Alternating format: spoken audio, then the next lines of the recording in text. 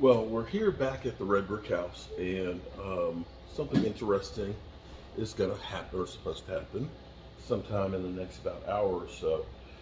We got a phone call from a gentleman. I think we met him before when we were really knee deep in working on the place, and the place was really far from anywhere close to where we are now. And his name's David, and he is with the Historical Society. And he gave us a call yesterday and said that the news had contacted him, wanting to do a story possibly on the place, and wanted him to come by and see the place and stuff as we are now, since we've got the occupancy, along with the person from the Red Brick Committee. I think somebody from the Red Brick Committee, which will be cool and interesting to see what they have to say about the place, and if they do in fact want to do another story on it. We originally, when we first got the place in 2016, television station in Charlottesville, Virginia came through and they did a story on the house. That's when I was gung-ho and figuring, okay, we're gonna go ahead and hit this thing and be done. And that's when we had the brick wall that kind of came in front of us, because not knowing when we got it, we thought it was just a house. And it wasn't. It was actually, the whole street through here was actually zoned highway commercial, because when the city bought it in the 50s, they had looked at having the main street right here behind us, and they needed this for the right of way. So they changed the zoning on it. Well, the highway never came. The main street is way over there on the other side of Walmart, but the highway designation was still there. You ask, well, what does that have to do with anything? Well, highway commercial deems that you have to provide a parking space for every 400 feet, and you have to be able to drive off of the highway and be able to park, turn around, and re-enter. And with this quarter-acre lot, there wasn't enough space to put 5 parking spaces and turnarounds for the vehicles. And so that began the process of trying to figure out what we could do with it. One of the solutions was, well, you can reduce the amount of square footage if you make the upstairs a residence.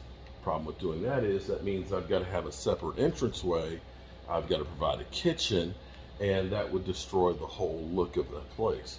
So it ended up being a nightmare till literally 2021, when we finally were able to get it to change to local business, which is great, because we can have it as a home, or if we want to have it as, like, say, an attorney's office or a barber shop or bed and breakfast, a little inn or tavern or something like that, we can do all of the above. So that's when we were actually able to finally start working on the place. And of course, we started last summer tearing off the kitchen and rebuilding that, because in the process of waiting for us to get our building permits, we couldn't fix the roof, and we couldn't take care of the kitchen. Those years literally rotted out that section. But what's interesting to me is sometimes things happen for a reason, because when I look back at this now, it doesn't make sense that we own this, because I had never seen the Red Brick House. I never knew anything about the Red Brick House until I was doing a Grow Waynesboro event, trying to actually get some grant money to help me with my rental property business, and went through that whole process and didn't get any money from that. But I met a guy who was like, "You're the guy we've been looking for," and he brought me over here that night.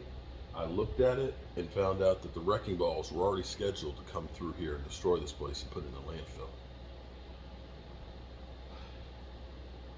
For me to meet him that night, come over here, and then start the process of all this, it literally was that close to not happening. I just happenstance saw one morning, turned on the news, and they said, "Grow Waynesboro, contact us." Had I not turned on the TV, I wouldn't be sitting here right now. This house would no longer be here. And that's how crazy life is sometimes. So we'll see how that goes. And in the meantime, I'm gonna get back to doing some more work, because we still have quite a bit to do. It does look a lot nicer, and after I get finished with them, I'm gonna go over and get my shaper from the garage so I can start working on the kitchen cabinet doors. And I'm also going to go through and get the rest of the wood so we can go through and start boxing all the stuff in. We're only going to be here for the next 3 days, but I have a lot of things that I want to accomplish in these 3 days to really take and make this place look a whole lot better. Okay, so we're working on getting these doors put together for our cabinets. And I didn't actually cut enough of the cross pieces for making all of them, but I should be able to get the ones across the front here as well as the ones down the side. I'll have 2 more, and then the bathroom ones. But you can see I've got my my stiles, and then my rails here in another style that's in here. So we've got 2 panels, and we'll glue those up. I'm not at my workshop, so I don't have as many clamps as I would at home. So I only have enough to do 2 at a time. So, which is good, because I can do these 2, bless you.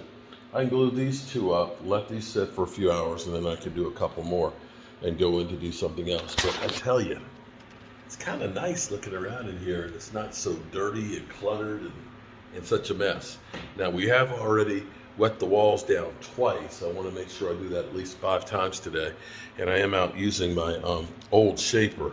Now I remember why I bought a new one, because it's only 1 horsepower and it vibrates a lot because it's not real big and heavy, but it will suffice for doing the edge pieces for these. And they're going to look pretty cool with the cabinet there. So we're going to keep on working on this stuff. I tell you what, it's the little things that make life so much better here at the Red Brick House. I'm going to say having this step right here on the porch, this little step, just having this to step on here, and now having some chairs. These are chairs we've had under our deck that it seems like the only time they get used is when we tailgate, that we've had for probably 15 years. They go perfect here on the deck. I'm working on doing some tile. My buddy Jet is up in Pennsylvania. He's done all the tile work here. But since it's a laundry room place that most people aren't going to see too much of, I think I'll be okay with that. But it's just nice. This is just getting to be nice to be able to do the things that we're doing here at the house. And I've ordered my hood for the kitchen stove. It's black, and it's got like the curved glass for it. It's got 4 lights underneath of it. It's digital and stuff. I'll have to put that in. That comes in on Monday next week. So yeah, we're getting there. We are really getting there with this place, man. I've been working on the cabinet doors. I've got 4 of them glued right now. I've got some more of them ready to be glued up, and I'm gonna let those dry for a bit more. I think I'll lay the tile. This is the tile we used in the kitchen. I'll lay this you know, what I can, because it's only one way in, so you go in as far as you can and be able to jump out. And I'm using some speed set, so you don't have much time to lay it, so I'm cutting all the pieces first, so that way I can do like say 3 or 4 rows, and from there I can go ahead and come back later in a couple hours and go the rest of the way. Okay, so I'm in the laundry room. I started from the doorway because I wanted to have that grout line consistent with the lines that are over there, and came through. We had the hard spot right there. You can see that one piece of tile right there that's literally like a Z to go around the ductwork. But now the rest of this will be easy. This is speed set, so in about 2 hours I can walk on this. I did leave enough room that I can jump out of here now and get out of here. So I think it's not as good as, it's not perfect like my man Jet would do, but it's a laundry room, and a washer and dryer will be over top of the majority of it, and it'll be closet space, so I think it'll be good enough. But this will keep it consistent with the kitchen, and I think it doesn't look too bad. Now, I ended up waiting to put the trim on the door, that way I could have this up underneath of it. And the good thing is this seals up all of the spaces that were around, because this is an old porch. We put the hardy backer down, we put adhesive underneath of it, and we got a million screws to lock this together. So this floor now feels solid as a rock. So I'm definitely liking it. Let's see if we can get out of here. Yep, not too bad. Not too bad. I'll go clean up the bucket, so that way I'll be able to reuse it to mix up the rest of that. And we'll see if we can get the rest of this put on tonight. And then tomorrow we can grout it and finish off the grouting in here. Yeah, that looks pretty good. Well, so much for another day here at the Red Brick House. I actually didn't do much up here, although I did get some of the wood. I'm gonna tomorrow probably try and put up some of the, just to start getting a feel how it's gonna look. Ooh, let's turn that off when we get back downstairs. Get an idea how that's gonna look with that. I think I have enough to do most of that side. I've got 24 feet, so it'll be close to being able to get the whole end over there, which will be nice to see how that looks. In here, I've got all my tools from where I was doing the cabinet doors. I've got all these. Those are clamped up. I'll take those apart tomorrow and cut the edges off of those. And I have these two right here, and then I've got these that are already made. So I got those two are glued up right now. Those two are here. I've got these two right here ready to go. And you can see what they look like before I sand them and paint them. So I got that done. And before I leave here, it's about 10:30. I need to wipe down the tile over here. We had to get this grouted, so that hadn't been grouted before, but got that done. And I put the tile down here in the laundry room. So that looks a whole lot better. We got a spackle on the wall right there where we had to run a dedicated circuit for the washing machine for the inspector. But go through and paint in here.